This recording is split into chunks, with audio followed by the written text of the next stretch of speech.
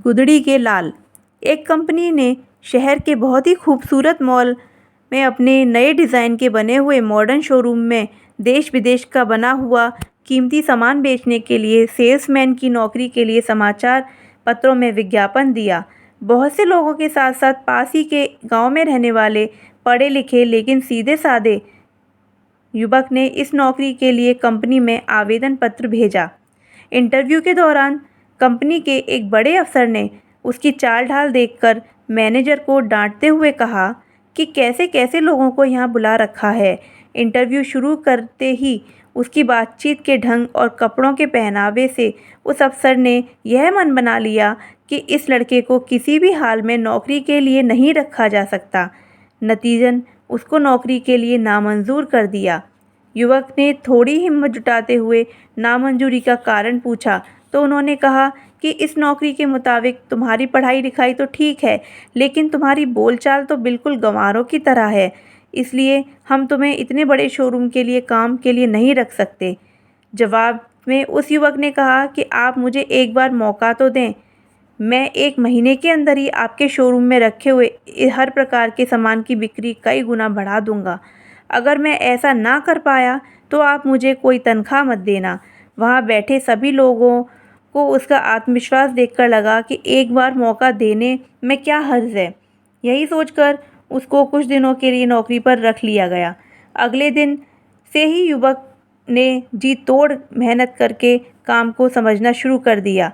उनके शोरूम में आए किसी भी ग्राहक को वह खाली हाथ वापस नहीं जाने देता था। अपनी सीधी सादी प्यारी और मधुर भाषा से वो हर किसी का मन मोह लेता था। उसकी बातचीत से प्रभावित होकर ग्राहक चाहते हुए भी उसको ना नहीं कह पाते थे। देखते ही देखते अपने वादे के मुताबिक उस शोरूम की बिक्री कई गुना बढ़ गई। धीरे धीरे यह संदेश शोरूम के मालिक तक पहुंचा तो उसने उस युवक से मिलने और उसके काम करने के तरीके को जानने की इच्छा जताई। अगले दिन शोरूम का मालिक शोरूम के एक कोने में खड़ा होकर उस लड़के के काम करने के ढंग को देखने लगा। उस समय वो एक ग्राहक को पिकनिक का सामान ले जाने वाली एक बड़ी सी 400 रुपये की टोकरी बेच रहा था।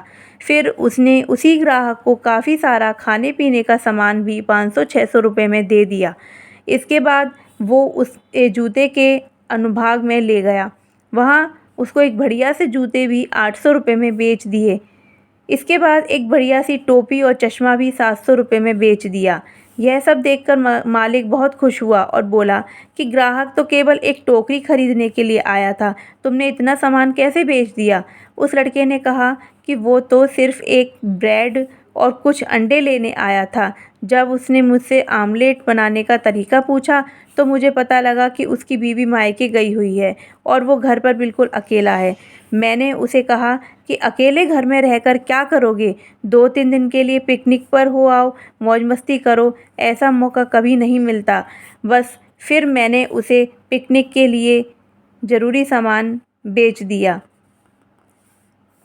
किसी के पहनावे को देखकर उसे नकारने से पहले उसके गुणों की परख कर लेनी चाहिए। कौन जाने कि गुदड़ी में कौन सा लाल छिपा हुआ है।